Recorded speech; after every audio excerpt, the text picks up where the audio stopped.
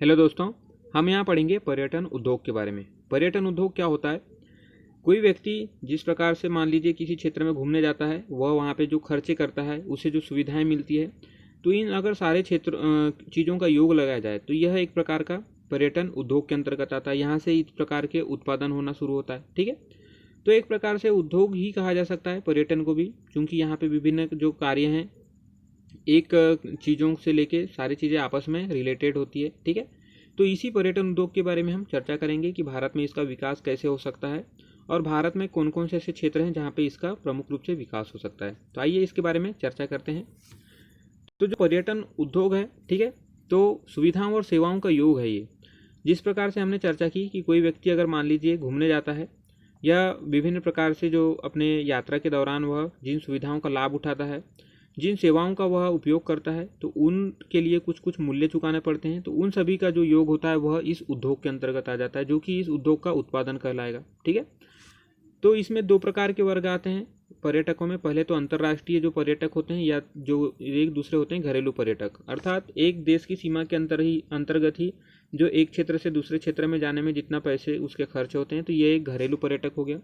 विदेशों से अगर मान लीजिए हमारे भारत देश में कोई आता है और यहाँ पे उसके जो खर्चे होते हैं और उस प्रकार से हमें यहाँ पे उत्पादन प्राप्त होता है, तो वह एक अंतर्राष्ट्रीय पर्यटक वर्ग कहलाएगा।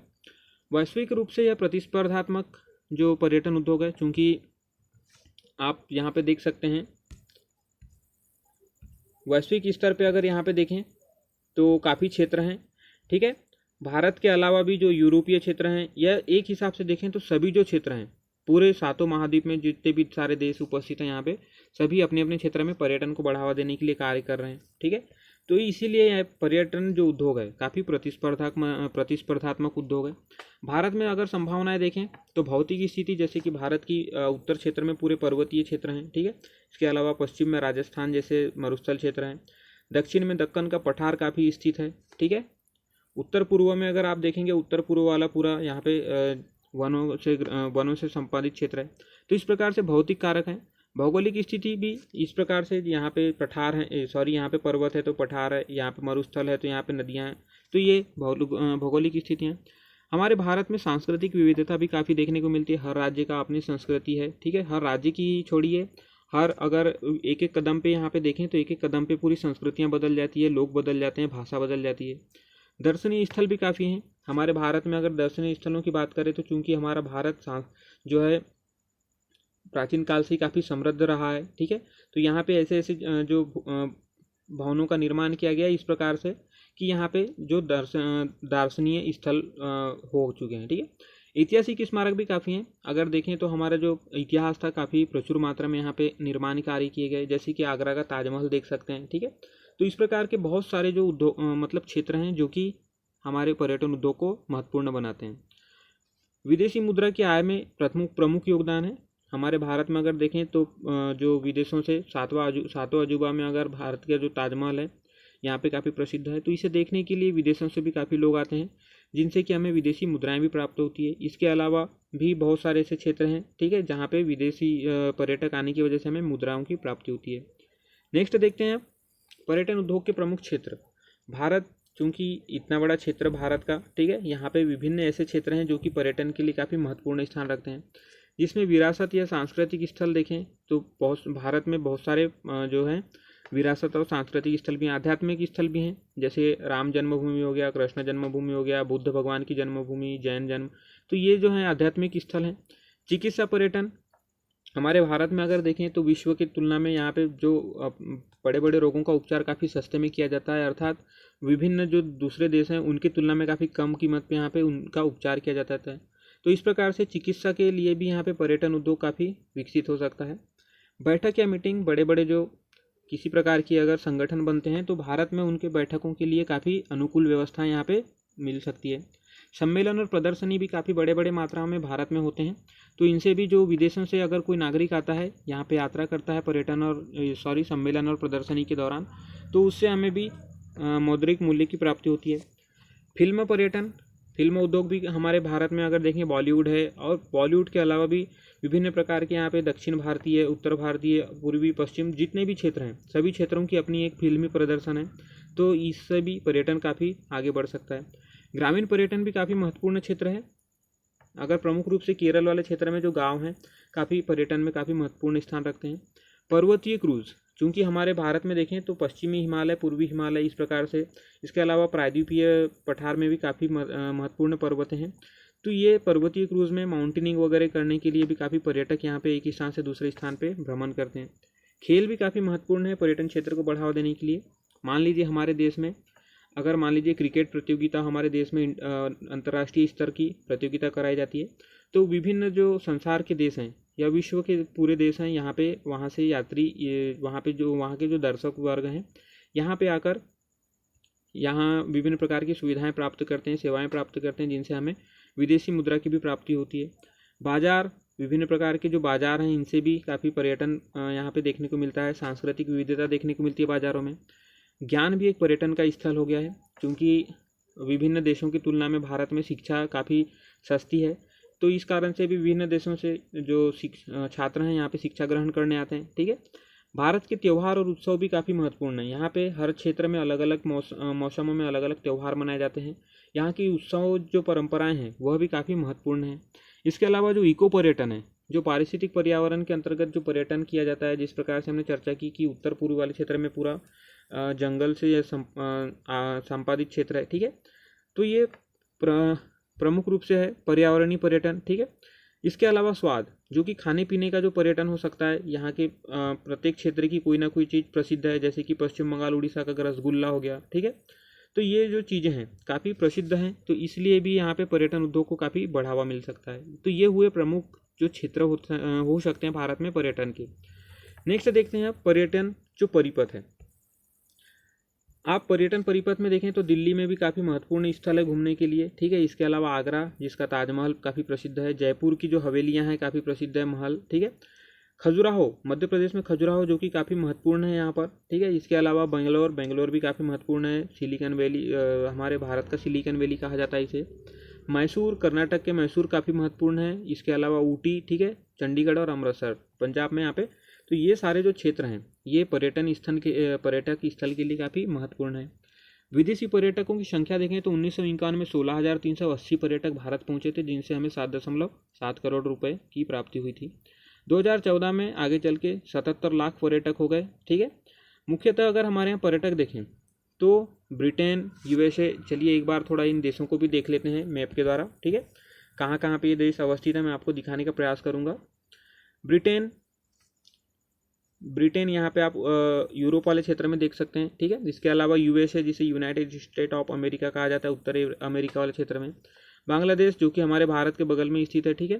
फ्रांस, ये भी यूरोप में स्थित है। इसके अलावा कनाडा, ठीक है, उत्तरी अमेरिका महाद्वीप में स्थित है। श्रीलंका, हमारे भारत के दक्षिण में स्थित छोटा सा द्वीपीय देश। ठीक है। जर्मनी, यूरोप में ही स्थित है। जापान, जो कि जो चीन के दाएं साइड में यहाँ पे देख सकते हैं, प्रशांत महासागर में। ठीक है।